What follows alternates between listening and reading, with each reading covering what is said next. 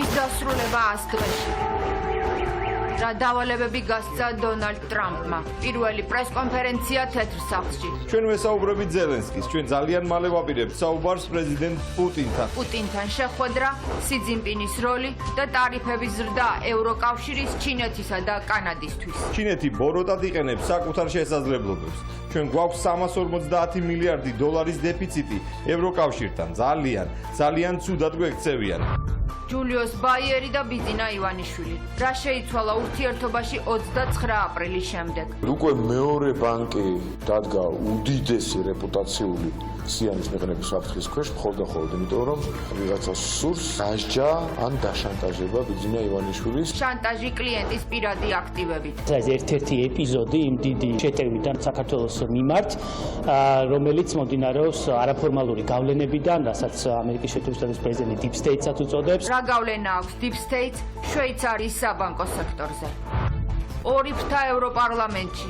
შეცვლის თუ არა ბრიუსელი ტონს. საქართველოს მზარდი დემოკრატიული ვარდნა რეალურად ძალიან საგანგაშოა. როგორ შეიძლება მთავრობა იყოს პრორუსული, რომელიც არ შეეგუა თავისი ქვეყნის 20%-ის ოკუპაციას და ითხოვს ჯარების გაყვანას. ნაწილი კლავს სანქციებს და ახალ არჩევნებს ითხოვს, ნაწილი კი ევროკავშირს უსამართლო ზეწოლაში ადანაშაულებს. ევროპარლამენტი გვერდზე არ უნდა გავდგეთ.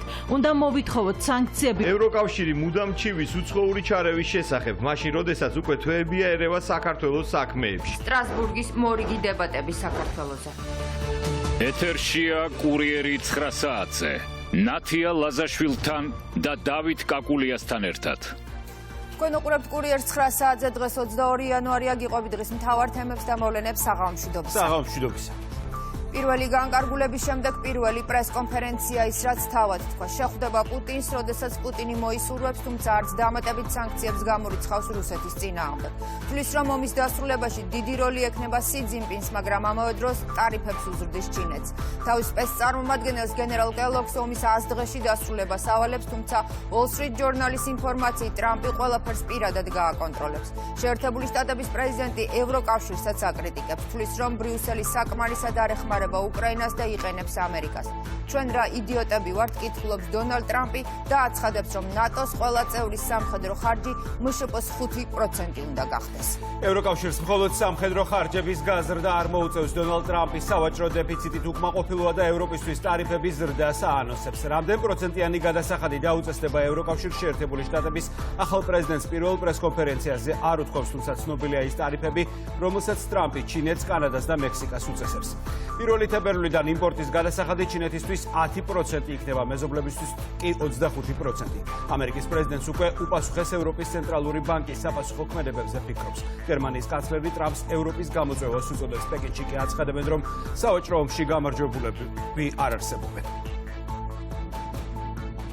ამერიკის ახლად არჩეულმა პრეზიდენტმა ჟურნალისტების კითხვებს თეთრ სახლში ინაუგურაციის შემდეგ პირველად უპასუხა. საომარი მოქმედებები უკრაინაში და რუსეთის წინააღმდეგ შესაძლო სანქციები, საიმიგრაციო პოლიტიკა, ტარიფები ევროკავშირსა და ჩინეთს. დონალდ ტრამპმა პრესკონფერენციაზე ყურადღება ბევრ საკითხზე გაამახვილა. ჟურნალისტის კითხვაზე დაუწესებს თუ არა ის რუსეთს დამატებით სანქციებს, თუ ვლადიმერ პუტინი მოლაპარაკებების მაგიდასთან არ დაჯდება, უპასუხა, რომ ეს სავსებით შესაძლებელია. ტრამპმა ევროკავშირის გააკრიტიკა და თქვა, რომ ევროპის ქვეყნებმა უკრაინის დასახმარებლად უფრო მეტი უნდა გააკეთონ. პარალელურად ამერიკულ მედიაში დაიბეჭდა, რომ პრეზიდენტმა სპეციალურ წარმომადგენელს კიტ კელოგს უკრაინის ომის 100 დღეში დასრულება უკვე დაავალა. ომი არასოდეს უნდა დაწყებულიყო. კომპეტენტური პრეზიდენტი რომ ყოლოდა, ომი არ მოხდებოდა. მე რომ პრეზიდენტი ყოფილიყავი უკრაინაში, ომი არადროს მოხდებოდა, მაგრამ ეს ვერ მოხერხდა, რადგან არჩევნები გაყალბდა. ჩვენ ვესაუბრებით ზელენსკის, ჩვენ ძალიან მალე ვაპირებთ საუბარს პრეზიდენტ პუტინთან და ვნახოთ რა როგორ მოხდება, მაგრამ ერთი რამ ცხადია, ევროკავშირმა გაცილებით მეტი უნდა გადაიხადოს, ვიდრე ისინი ახლა იხდიან. ჩვენ მათზე 200 მილიარდით მეტს ვხარჯავთ. არა და ომი მათზე უფრო ახდენს გავლენას ვიდრე ჩვენზე. ჩვენ შუაში ოკეანე გვაქვს. ტრამპის მიერ რუსეთისთვის სანქციების დაწესებას ემხრობა უკრაინის პრეზიდენტიც. ვოლოდიმირ ზელენსკის აზრით, დონალდ ტრამპს შეუძლია პუტინზე ზეწოლა განახორციელოს. ტრამპ შეუძლია რეალურად გამოიყენოს სანქციები. მან იცის როგორ უნდა გააკეთოს ეს. ის ბიზნესმენია. ის ამაში ძალიან კარგად ერკვევა. ამოიღოს მაქსიმალური მოცულობა ენერგეტიკიდან, შეამციროს მსოფლიო ფასი ენერგორესურსებზე და ის ამას გააკეთებს ყოველგვარი შეთავაზების გარეშე. ის თვითონ გააკეთებს ამას. დონალდ ტრამპმა უნდა უთხრას პუტინს, რომ თუ ის არ შეწყვეტს ომს, გადასცემს უკრაინას ყველა იარაღს, რასაც უკრაინა მოითხოვს, რა თქმა უნდა, არა ბირთვულს. დონალდ ტრამპმა ევროკავშირის მსგავსად უკრაინის ომთან მიმართებაში ჩინეთის პრეზიდენტის გააკრიტიკა და თქვა, რომ სი ძინპინს ომის დასასრულებლად ბევრი არაფერი გაუკეთებია. კიდევ ერთი მიზეზი, რის გამოც ამერიკის 47 პრეზიდენტმა ჩინეთის ქმედებებით უკმაყოფილება გამოთქვა, სინთეთიკური ნარკოტიკის კონტრაბანდა. დონალდ ტრამპი ჩინეთიდან იმპორტზე 10%-იანი გადასახადის დაწესებას გეგმავს. შტატების პრეზიდენტმა ასევე უკმაყოფილება გამოთქვა ევროკავშირთან სავაჭრო დეფიციტის გამო. ჩვენ ვსაუბრობთ 10%-იან ტარიფზე ჩინეთთან მიმართებაში, რადგან ისინი ფენტალინს აგზავნიან მექსიკასა და კანადის გავლით. სავარაუდოდ პირველი თებერვლისთვის ავამოქმედებთ ტარიფს, თუმცა თქვენ იცით, აქ საუბარი არ არის მხოლოდ ჩინეთზე. ჩინეთი ბოროტად იყენებს საკუთარ შესაძლებლობებს, მაგრამ ევროკავშირი ძალიან ცუდად გვექცევა. მათ არ მიაქვთ ჩვენი მანქანები. ისინი არ იღებენ ჩვენ სასოფლო-სამეურნეო პროდუქტებს. ჩვენ გვაქვს 350 მილიარდი დოლარის დეფიციტი ევროკავშირთან. ძალიან ცუდად გვექცევიან, ამიტომ ისინი ტარიფების ქვეშ მოექცევიან. ეს ერთადერთი გზაა სამართლიანობის მისაღწევად. ამერიკის პრეზიდენტს უკვე უპასუხეს ოფიციალური პეკინიდან. ჩინეთის პოზიცია საგარეო საქმეთა სამინისტროს სპიკერმა გაახმოვანა და შტატების პრეზიდენტს შეახსენა, რომ ჩინეთი ეროვნულ ინტერესებს დაიცავს. ამ საკითხთან დაკავშირებით ჩვენ არაერთხელ გამოვთქვით ჩინეთის პოზიცია. ჩვენ ყოველთვის გვჯერა, რომ არ არსებობს გამარჯვებულების სავაჭრო ომებში და ტარიფების ორმხრივად დაწესებაში. ჩინეთი ყოველთვის მტკიცედ იცავდა თავის ეროვნულ ინტერესებს. ეროვნული ინტერესების დაცვას ასახელებს საგარეო პოლიტიკის მთავარ პრიორიტეტად მარკო რუბიოც. ის თანამდებობაზე დამტკიცების შემდეგ სახელმწიფო დეპარტამენტში პირველად მივიდა და თანამშრომლებს შეხვდა. შტატების სახელმწიფო მდივანმა თქვა, რომ ამერიკა მჭიდროდ ითანამშრომლებს ყველა იმ ქვეყანასთან, რომლებიც ეროვნულ ფასეულობებს დაიცავენ. ჩვენი საგარეო პოლიტიკის მისია ეროვნული ინტერესების წინ წაძევაზე ორიენტირება. ეს არის ის, რაც ჩვენ უფრო ძლიერს და უსაფრთხოს გვხდის. მთელ მსოფლიოში ჩვენი სამუშაო იქნება უზრუნველყოთ, რომ ჩვენ გვაქვს საგარეო პოლიტიკა, რომელიც ამერიკის შეერთებული შტატების ეროვნულ ინტერესებს იცავს. მე ველოდები, რომ დედამიწაზე ყველა ერი თავის ეროვნულ ინტერესს გაუფრთხილდება და იმ შემთხვევაში, როდესაც ჩვენი და მათი ეროვნული ინტერესები დაემთხვევა, ჩვენ მათთან ვითანამშრომლებთ. ამერიკის 47 პრეზიდენტის ინაუგურაცია კაპიტოლიუმში 20 იანვარს გაიმართა. ფიცის დადებიდან პირველივე საათებში დონალდ ტრამპმა რამდენიმე მნიშვნელოვან განკარგულებას მოაწერა ხელი. პრეზიდენტმა ზომები მიიღო Deep State-ის გასაცმენდად. შეერთებული შტატები ჯანმრთელობის მსოფლიო ორგანიზაციიდან და კლიმატის შესახებ პარიზის შეთანხმებიდან გამოიყვანა. დონალდ ტრამპმა 90 დღის განმავლობაში ყველა ქვეყნისთვის საგარეო დახმარებაც გააჩერა. დონალდ ტრამპის მიერ გამოცხადებული საგანგებო მდგომარეობა უკვე აისახა სამხრეთის საზღვრებზე. მიგრანტებში პანიკა, ნაწილი რკინის კედლის გადალახვას, თოკებითა და კიბეებით ცდილობს უკვე არიან დაშავებულები. ზოგი ტირის, ზოგი კი შოკშია და ტრამპის გადაწყვეტილებას უსამართლოს უწოდებს. არიან ისეთები, ვინც რამდენიმე თვე აელოდება მექსიკიდან საზღვრის ლეგალურად გადაკვეთას, თუმცა ახლა აპლიკაცია, რომელიც მიგრანტებთან გასაუბრებას უზრუნველყოფდა, გათიშულია. ბოლო გასაუბრება დილის 11 საათზე შედგა. ამის შემდეგ პროცესის შეწყდა. საზღვარი პრაქტიკულად ჩაკეტილი არა ხდება მექსიკის საზღვარზე და რაელით მიგრანტებს ვრცელ რეპორტაჟს კურიერის მსვლელობისა შემოგთავაზებთ. დონალდ ტრამპის კიდევ ერთი სამიზნე Deep State-ია, რომლის წმენდის განკარგულებაც ერთ-ერთი პირველია იმ ასი ბრძანებიდან, რომელსაც ამერიკის 47 პრეზიდენტმა ხელი 21 იანვარს მოაწერა. ზუსტად 9 თვის წინ 29 აპრილს კი ბიძინა ივანიშვილმა Deep State-ზე თავისი ცნობილი განცხადება გააკეთა. სწორედ ამ დროს ემთხვევა შვეიცარიულ ბანკს ჯულიუს ბაიერსა და მის უმსხვილეს კლიენტს შორის ურთიერთობების გაფუჭება. აქვს თუ არა გავლენა ჩრდილოვან მმართველობას შვეიცარიულ ბანკებზე. ქართულ ოპოზიციას ამის არ სჯერა, თუმცა ფაქტია, რომ მეორე შვეიცარიული ბანკის მხრიდან ხდება პირადი აქტივებით ივანიშვილის დაშანტაჟება. პირველთან კრედიტ სუისთან სასამართლოები მოგებული აქვს. რიგში დგას შვეიცარიის კიდევ ერთი მსხვილი ბანკი, რომელიც არათუ ინფორმაციას უმალავს, პირდაპირ აცხადებს, რომ წვდომას საკუთარ ანგარიშებთან პოლიტიკური აქტიურობის გამო უზღუდავს. მართლ პარტიას კიდევ ერთი მაგალითი მოყავს. თანაინვესტირების ფონდის ყოფილი დირექტორის ანგარიშები იმავე ბანკში, რომლის შესახებაც ჯულიუს ბაიერი ქართულ გამოძიებას ინფორმაციას უმალავს. ქართული ოცნებას და მისი მხარდამჭერებიც ფიქრობენ, რომ ბანკსაც და ბაჩიაშვილსაც Deep State მართავს.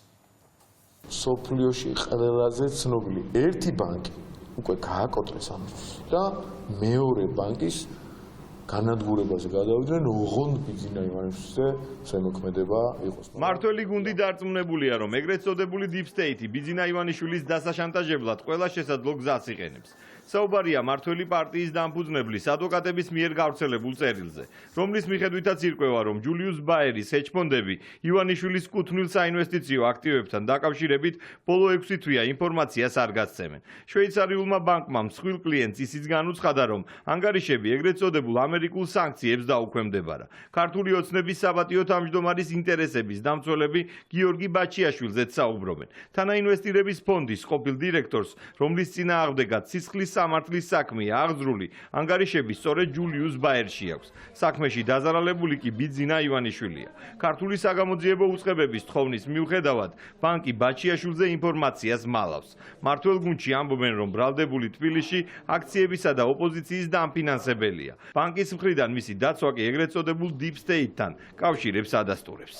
ბანკი დადგა უდიდესი რეპუტაციული სიანის მიყენების საფრთხის ქვეშ მხოლოდ, იმიტომ რომ ვიღაცას სურს და ეს ვიღაცა უკვე ბევრჯერ ახმოვანდა, გნებავთ გლობალური ომის პარტია და ვარქვათ, გნებავთ Deep State ამერიკულ სტილში.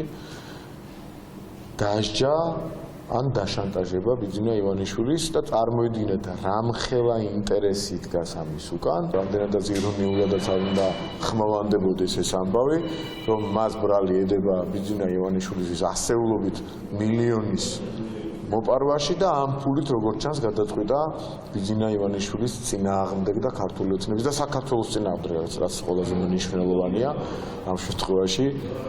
დააფინანსოს აქციები და როგორც ჩანს ის ერთ-ერთი მსხვილი დაფინანსებელი ამ აქციებისა, თუმცა იმის ილუზიაც არ გვაქვს, რომ ის ერთადერთია, იმიტომ რომ გარედან ჩვენ ვიცით, რომ ძალიან დიდი თანხობრივი მათ შორის არა მხოლოდ სხვა სახის რესურსი იხარჯება ამ აქციების დასაფინანსებლად, ვიღაცების თვითორგანიზებით რომ გონიათ თითქოს დადიანად. ჯულიუს ბაერისა და ბიძინა ივანიშვილის ურთიერთობას დღეს საკმაოდ ვრცელი წერილი მიუძღვნა ზაზა შათირიშვილმა. ოცნების მხარდამჭერი ფილოსოფოსი დარწმუნებულია, რომ გასული წლის 29 აპრილს ბიძინა ივანიშვილის მხრიდან ეგრეთ წოდებული Deep State-ის ღია მხილების შემდეგ გარკვეულმა ძალებმა უკვე მეორე შვეიცარიული ბანკის რეპუტაცია დაანგრიეს. შათირიშვილი გიორგი ბაჩიაშვილსა და მის ადვოკატ რობერტ ამსტერდამზეც წერს. მისი თქმით, სწორედ ამსტერდამია ბაჩიაშვილის უცხოური გავლენის ძალებთან დამაკავშირებელი ფიგურა. მიზანი კი მისი გამოყენებით ივანიშვილზე პოლიტიკური ზეწოლის გაძლიერება.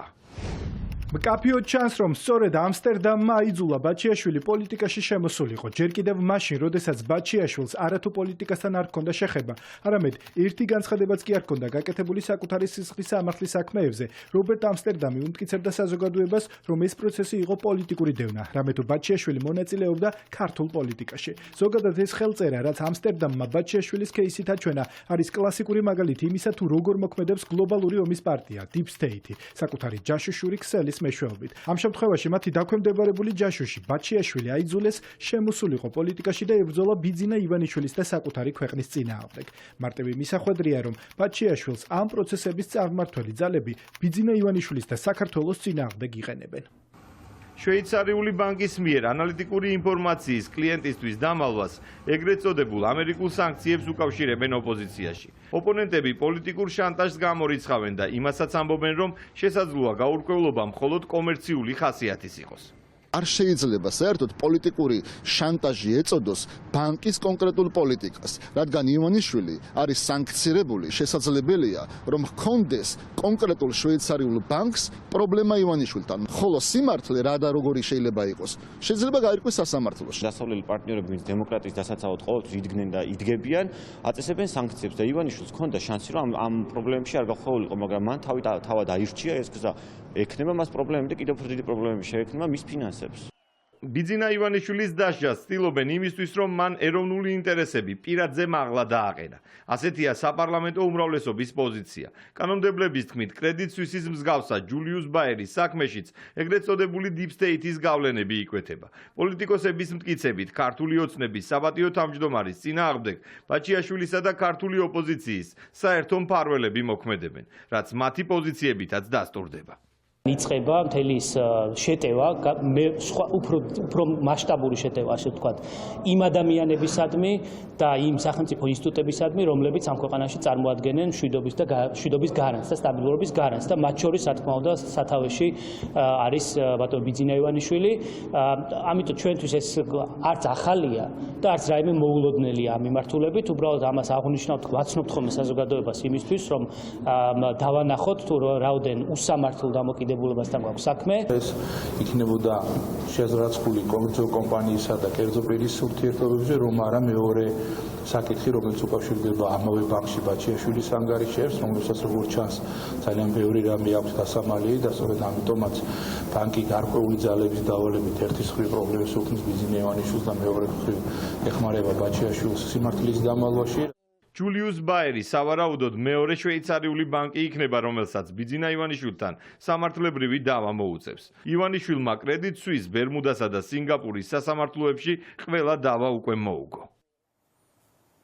ევროპარლამენტში მხოლოდ ქართული ოცნების კრიტიკა აღარ ისმის მოიმატა იმ გამოსვლელების რაოდენობამ, რომლებიც სულიან, რომ ევროკავშირი საქართველოს უსამართლოდ ექცევა. 1 საათიანი დებატები ევროპარლამენტში სწორედ საქართველოს მიეძღვნა.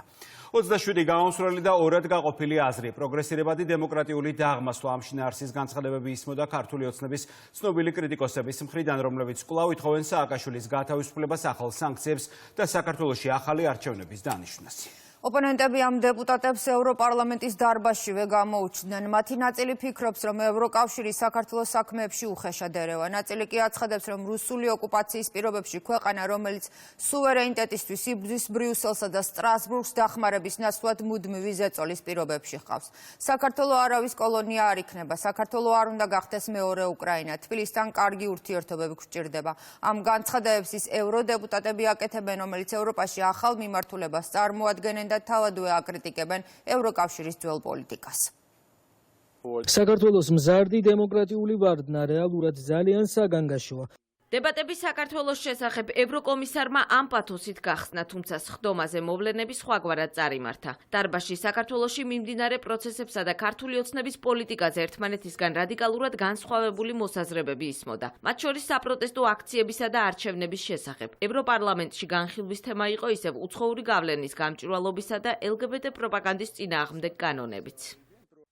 ოფიციალურმა პირებმა ბოლო დროს რიგი კანონების შესწორებები აამოქმედეს, რომლებიც ფუნდამენტურ უფლებებს ზღუდავს.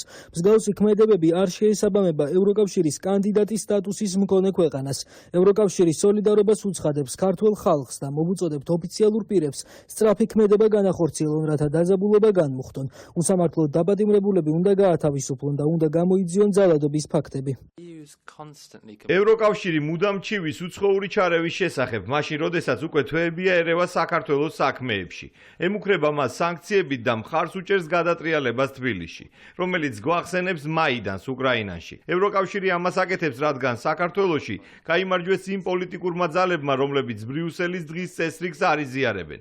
მათ არ სურთ პოლიტიკური ჩარევა არც მოსკოვიდან, არც ბრიუსელიდან და არც ვაშინგტონიდან. საქართველო არ უნდა გახდეს მეორე უკრაინა. ქართველი ხალხის ერთადერთი ნამდვილი და ლეგიტიმური წარმომადგენელი არის სალომე ზურაბიშვილი. მოვუწოდებ ევროკავშირის ლიდერებს, წევრ სახელმწიფოებს და სხვა საერთაშორისო ორგანიზაციებს თავი შეიკავონ ყველა ქმედებისგან, რაც მოახდენს თვითდანიშნული ქართული ოცნების ხელისუფლების ლეგიტიმაციას. კოლეგების საპასუხოდ ევროპარლამენტართა ნაწილი საქართველოს შიდა საქმეებში უცხოურ ჩარევაზე მიუთითებდა, თუმცა მანამდე იყო მოთხოვნები ივანიშვილის დასანქცირებასა და სააკაშვილის გათავისუფლებაზე. ასევე განცხადებები ქვეყნის საგარეო კურსის შეცვლაზე, რის შემდეგაც დაისვა რიტორიკული შეკითხვა, როგორ შეიძლება პრორუსული იყოს ოკუპირებული ქვეყნის მთავრობა, რომელიც რუსეთის წინააღმდეგ ყველა პლატფორმაზე იბრძვის.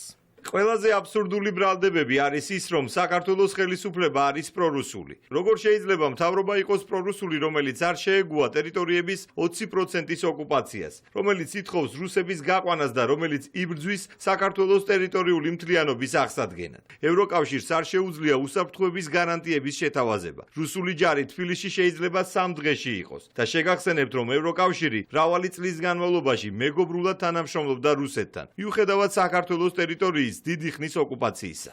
ორი თვეა საქართველოს ჩაფლულია მასობრივ პროტესტში. ჩვენ ევროპარლამენტი გვერდზე არ უნდა გავდგეთ. უნდა მოვითხოვოთ სანქციები, ამჟამინდელი მთავრობის და პარლამენტის საერთაშორისო იზოლაცია, თავისუფალი მედიის, პროევროპული ორგანიზაციების მხარდაჭერა, ყოფილი პრეზიდენტის სააკაშვილის და სხვა პოლიტიკური პატიმრების გათავისუფლება. 20 დეკემბერს ანგარიში, რომელიც საქართველოს შესახებ იქნა წარდგენილი, ამბობს, რომ აბსოლუტურად არ არსებობდა არავითარი უცხოური ჩარევა. ბრიუსელი კი ჩარევისკენ მიდის, იმისთვის, რომ ქართველების გადაწყვეტილება გადაიხედოს. საქართველოს უნდა ევროპა, მაგრამ ის ევროპა, რომელიც პატივს ცემს არჩევანს და საქართველო არ გახდება ბრიუსელის კოლონია. სტრასბურგში გაკეთებული განცხადებებიდან თბილისში ოპოზიცია ყურადღებას ძირითადად კრიტიკულ გზავნილებზე ამახვილებს და ეთანხმება იმასაც, რომ მიხეილ სააკაშვილის გათავისუფლების მოთხოვნა აქტუალობას არ უნდა კარგავდეს. ხაზი იყო გასმული იმაზე, რომ პრეზიდენტი სააკაშვილი არის პოლიტიკური პატიმარი და ის ისჯება საზოგადოების, ქართველი ხალხის და ჩვენი ქვეყნის სიყვარულის გამო. მაგრამ მჯერა რომ მიუხედავად ამისა, რომ ძალიან მალე შეიცვლება ვითარება ჩვენს ქვეყანაში და ჩვენი ქვეყანა და ჩვენი ხალხიც თავისუფალი იქნება და ასევე თავისუფალი იქნება პრეზიდენტი სააკაშვილი. ძალიან მწუხვარ, რომ საქართველოს უწევს ნახსენები იყოს არასასიამოვნო ვითარებაში ევროპაში, თუმცა ეს გარდაუვალია. მირჩევნია საუბარი ქართულ სტარტაპებზე ევროპარლამენტში. გარდაუვალია, რომ მიღებული იქნება სხვადასხვა ზომები. ევრობიუროკრატები ჯერ უნდა თავისუფლდნენ თავად deep state-ის გავლენებისგან და შემდეგ უნდა ელაპარაკონ სხვა ქვეყნებს. ევროპარლამენტში გამოთქმულ კრიტიკას ქართული ოცნებისთვის ერთადერთი ახსნა აქვს. უხეში ჩარევა, რომელიც კონკრეტულ პოლიტიკურ მიზნებს ემსახურება. მართულ გუნდში ამბობენ, რომ სწორედ ამიტომ აყენებენ დღის წესრიგში საკითხებს, რომელიც ევროპარლამენტის წინა არაერთ რეზოლუციაშიც მოხვდა. ვერ ითმენენ ერთ-ერთი ყველაზე მძიმე პოლიტიკური და დანაშაულებრივი წარსულის მქონე ადამიანის გათავისუფლება, მათი აგენტის გათავისუფლება, რომ არ მოითხოვონ. რეზოლუციაში სადაც შეიძლება ისეთი ოდიოზური და დამნაშავე ადამიანი, სასტიკი დამნაშავე, სასტიკი რეჟიმის შექმნილი ადამიანის სააკაშვილის გათავისუფლება მოითხოვდა, ბიზნა ივანიშვილის დასჯა მოითხოვდა, დაფასი შეიძლება ქონდეს. თავად უნდა გათავისუფლდნენ ჯერ deep state-ის გავლენებისგან, სოროსის და სოროსელების გავლენებისგან და შემდეგ უნდა ელაპარაკონ სხვა ქვეყნებს თითის ქნევით. ჯერ თავიანთ თავს მიხედონ ევრობიუროკრატებმა, ზოგიერთებმა სედიმეტებს რომ მიიღებენ თავის თავზე და მერე ელაპარაკონ თითის ქნევით სხვებს. და როდესაც ასეთ რაღაცებს გვეუბნებიან, თქვენ რატომ? ნეტარ არიან მორწმუნენი, შეუძლიათ ისაუბრონ რამდენიც უნდათ, უგულებელყონ დემოკრატიული ვერდიქტი, რომელიც ამ ქვეყნის მოსახლეობამ გააკეთა 2024 წლის ოქტომბრის არჩევნებზე. რეალური საქართველო არის ის, რაც არის აღნიშნული სტრასბურგის სასამართლოს გადაწყვეტილებებში, რეალური საქართველო არის ის, რაც არის აღნიშნული ევროკომისიის დასკვნებში, ამერიკის შეერთებული შტატების სახელმწიფო დეპარტამენტის არაერთ ანგარიშში. დებატები სტრასბურგში გვიან ღამით დასრულდა. საქართველოს საკითხზე 1 საათის განმავლობაში 27 მოხსენება გაკეთდა. რუსეთის საოკუპაციო ძალების მიერ ქვემო ნიქოზის მიმდებარედ უკანონო დაკავებული ალექსი მამულია და ივანე ჯაფიაშვილი თავისუფლები არიან და საქართველოს კონტროლირებად ტერიტორიაზე იმყოფებიან. ინფორმაციას სახელმწიფო უსაფრთხოების სამსახური ავრცელებს. მამულიას და ჯაფიაშვილის უკანონო პატიმრობიდან გათავისუფლების პროცესში აქტიურად იყო ჩართული საქართველოში ევროკავშირის მონიტორინგის მისიის ცხელი ხაზის მექანიზმი. სუსის მიერ გავრცელებულ განცხადებაში აღნიშნულია, რომ საქართველოს ოკუპირებულ რეგიონებსა და საოკუპაციო ხაზის გასწვრივ განხორციელებულ ყველა დესტრუქციულ ქმედებაზე პასუხისმგებლობა საოკუპაციო ძალას ეკისრება. ასევე გრძელდება აქტიური მუშაობა ოკუპირებულ ტერიტორიებზე უკანონო პატიმრობაში მყოფი საქართველოს ყველა მოქალაქის გასათავისუფლებლად. აღმოჩნდა, რომ დავარღვიეთ ეს საოკუპაციო ხაზი, რომელიც ჩვენ ვერ დავინახეთ, არც მართულ ხარტი იყო, არც რამე მანიშნებელი. დაკავების შემდეგ ჩაერია, რა თქმა უნდა, სახელმწიფო სტრუქტურები. რაზეც დიდ მადლობას ვუხდით ყველას, ვინც ამ გასაჭირში გვედგა გვერდით. ალექსი მამულიას და ივანე ჯაფიაშვილის უკანონო პატიმრობიდან გათავისუფლების პროცესში აქტიურად გამოიყენებოდა როგორც საქართველოში ევროკავშირის სადამკვირვებლო მისიის მიერ ოპერირებადი ცხელი ხაზი და არსებული მოლაპარაკების ფორმატები, ასევე ცენტრალური ხელისუფლების ხელთ არსებული ყველა რელევანტური ინსტრუმენტი. ცენტრალური ხელისუფლება განაგრძობს აქტიურ ძალისხმევას ოკუპირებულ ტერიტორიებზე უკანონო პატიმრობაში მყოფი საქართველოს ყველა მოქალაქის გასათავისუფლებლად. შინაგან საქმეთა სამინისტროს საპატრულო პოლიციის დეპარტამენტის დირექტორმა ვაჟა სირაძე მაჭარის პოლიციის დეპარტამენტის დირექტორთან გრიგოლ ბესელიასთან და საპატრულო პოლიციის დეპარტამენტის აჭარის მთავარი სამმართველოს უფროსთან გიორგი ხურციასთან ერთად ბათუმში დაჭრილი პატრულ ინსპექტორები მოინახულა და ექიმებისგან მათი ჯანმრთელობის მდგომარეობის შესახებ ინფორმაცია მოისმინა. სამი პატრულ ინსპექტორი ფსიქიკური აშლილობის მქონე მოქალაქემ 2 დღის წინ დანით დაჭრა. სამმართველო დამცველებმა ის ბრალდებული სახით ადგილზე დააკავეს. დაჭრილი პატრულ ინსპექტორები საავადმყოფოში გადაიყვანეს, სადაც შესაბამის სამედიცინო დახმარება უტარდებათ.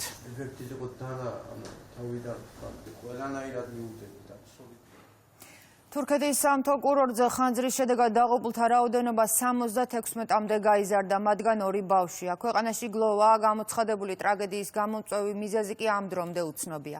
21 იანვარს სასტუმრო გრანდ კარტელში ხანძრის გაჩენის შემდეგ 238 სტუმრიდან თითქმის ნახევარმა შენობიდან გამოღწევა ვერ შეძლო. ვინც გადარჩა, ან ძლიერი დამწვრობა აქვს, ან კიდურების მოტეხილობა. იმის გამო, რომ სასტუმროში სახანძრო დაცვისა და უსაფრთხოების სისტემებმა არ იმუშავა, დამსვენებელთა უმეტესობამ თავის დაღწევა ფანჯრებიდან გადახტომითა და ზეწრების საშუალებით გაკეთებული თოკებით სცადა.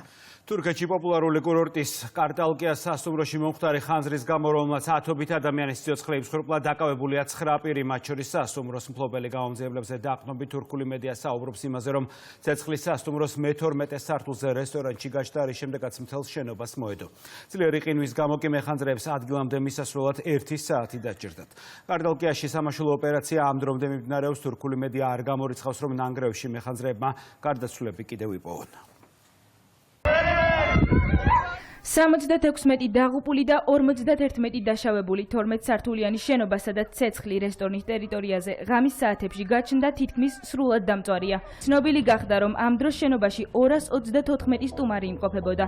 ცეცხლს 10 საათზე მეთხას 200-ზე მეტი მეხანძრე მაშველი აქრობდა. ყვირილმა გაგვაღვიძა, გარეთ რომ გამოვედით, ჯერ შენობაში მხოლოდ კვამლი დავინახეთ. კვამლის შემდეგ ხალხის ყვირილმა იმატა. აქედან ვცდილობდით მათ მხარდაჭერას და ვუყვიროდით. მოითმინე, დამშვიდდი. როცა ალი გაჩნდა, ხალხი მე-11 სართულიდან გადახდა. ერთი კაცი ყვიროდა. ბავშვი გადავაგდებ, თორემ დაიწვევა. სასტუმრო მთის ფერდობთან იყო განთავსებული, რამაც საგანგებო სამსახურს ცეცხლის ჩაქრობა და სამაშველო ოპერაცია გაურთულა. სტუმრები ცეცხლმოკიდებული შენობიდან თავის დაღწევას ფანჯრებიდან ცდილობდნენ, მათ შორის ზეწრებისგან გაკეთებული თოკებით. დატვირთულ ცეცხლს საქრობ მანქანას ჩამოსასვლელად მინიმუმ საათ ნახევარი დასჭირდა. ამასობაში ცეცხლი ძალიან გავრცელდა, რადგან შენობა ხის იყო.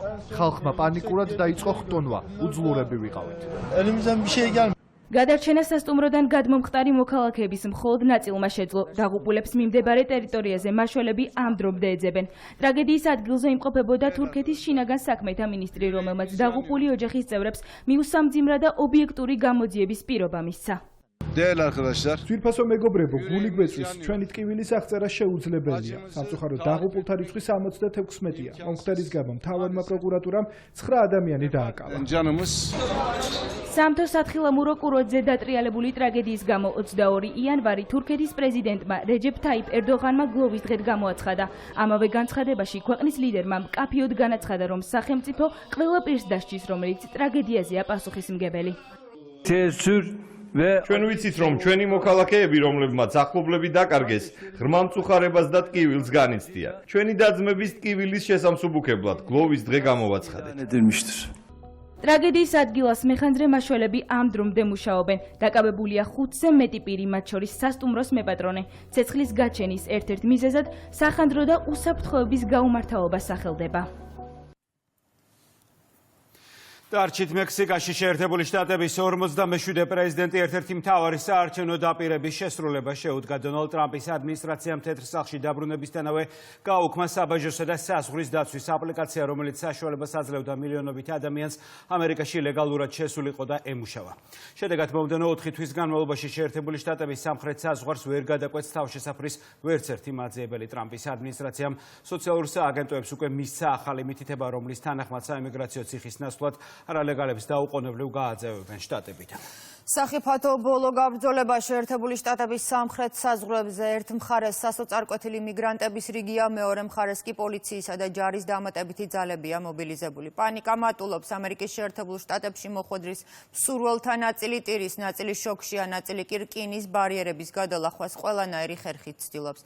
მექსიკის საზღვარი პრაქტიკულად ჩაკეტილია, თუმცა ეს ერთადერთი ქმედება არ არის, რომელსაც დონალდ ტრამპი ეგრეთ წოდებული არალეგალების წინააღმდეგ მიმართავს. უნდა დასრულდეს კედლის მშენებლობა, კონკრეტული შტატები კი უკვე მიგრანტების მასობრივი დეპორტაციისთვის ემზადებიან.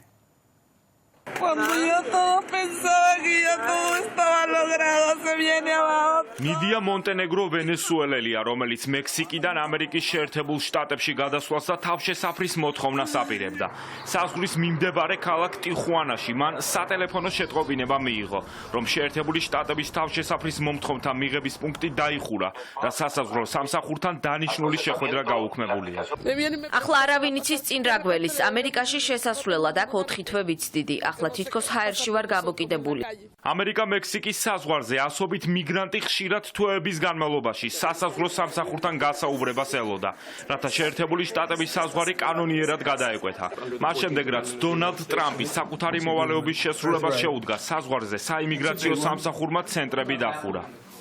საზღვართან მისულები ამერიკაში შესასვლელად აპლიკაციას იყენებდნენ, რომელიც ბაიდენის ადმინისტრაციამ შექმნა.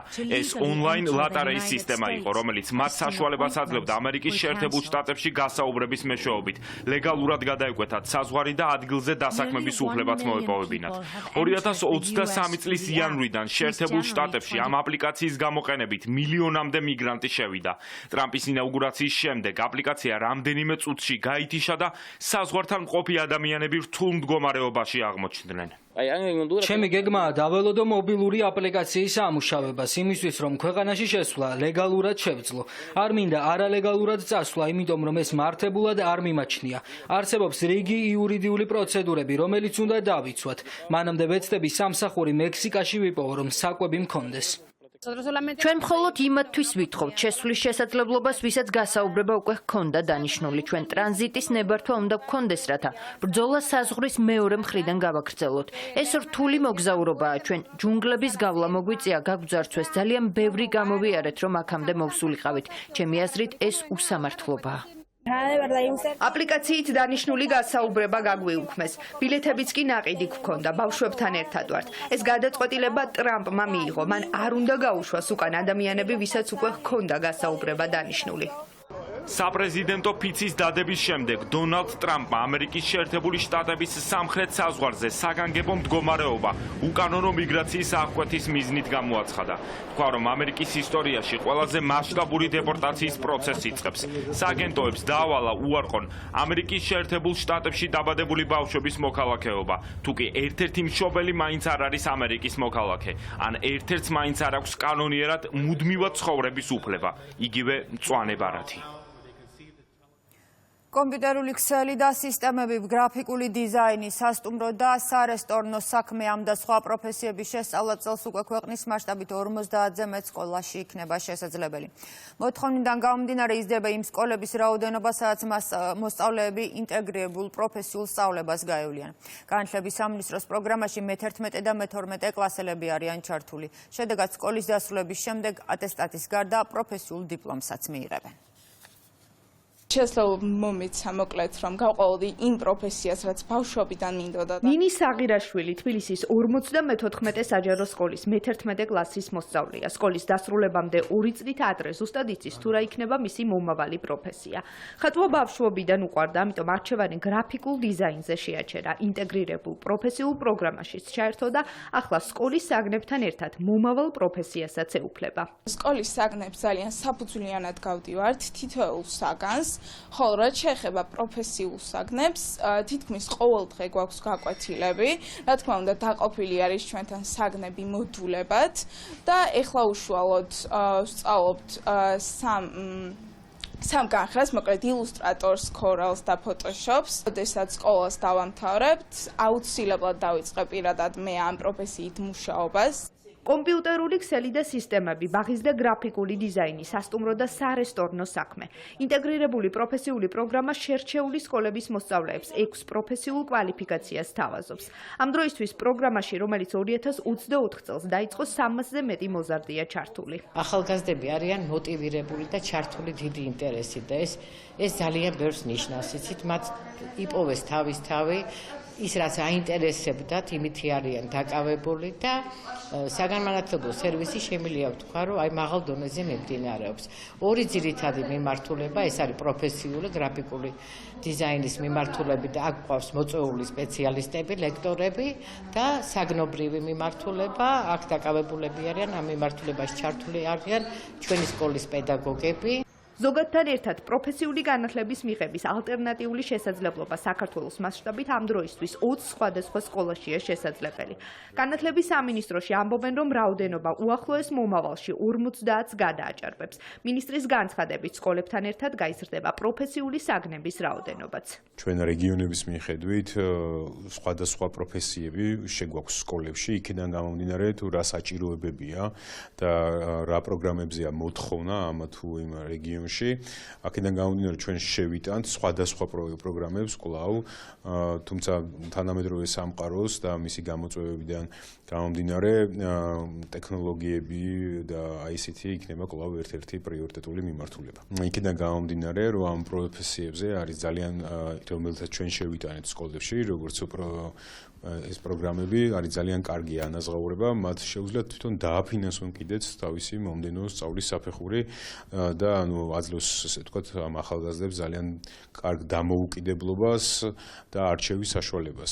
ორწლიან ინტეგრირებულ პროგრამაში ჩართვა მე-11 და მე-12 კლასის მოსწავლეებს შეუძლიათ. კურსდამთავრებულები სკოლის ატესტატთან ერთად კვალიფიკაციის დამადასტურებელ დიპლომებსაც მიიღებენ. ქართული კინოკლასიკის შედევრის საერთაშორისო კინოკრიტიკოსების ობიექტივში რამდენიმე კვირაში თენგიზ აბულაძის სხვისი შვილების რესტავრირებული ვერსიის მსოფლიო პრემიერა გაიმართება. კინოშედევრი უნიკალურად გადაღებული სტილით ასე აფასებს როტერდამის საერთაშორისო კინოფესტივალის საიტი თენგიზ აბულაძის პირველ დამოუკიდებელ ფილმს, რომლის ჩვენებაც 4 თებერვალს შედგება.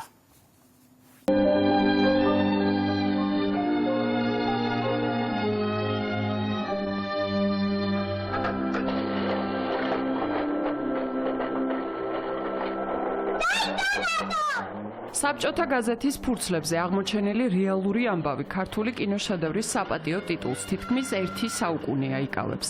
სხვის შვილებზე მზრუნველი გამბედავი და ძლიერი ქალის სამაგალითო სახე საერთაშორისო კინოკრიტიკოსების ყურადღების ცენტრში მალე მოხვდება. თენგიზ აბულაძის პირველი დამოუკიდებელი ფილმის მსოფლიო პრემიერა როტერდამის კინოფესტივალზე შედგება. ქართულ კინოკლასიკას უცხოელი კინომცოდნეები აღდგენილი რესტავრირებული სახით იხილავენ.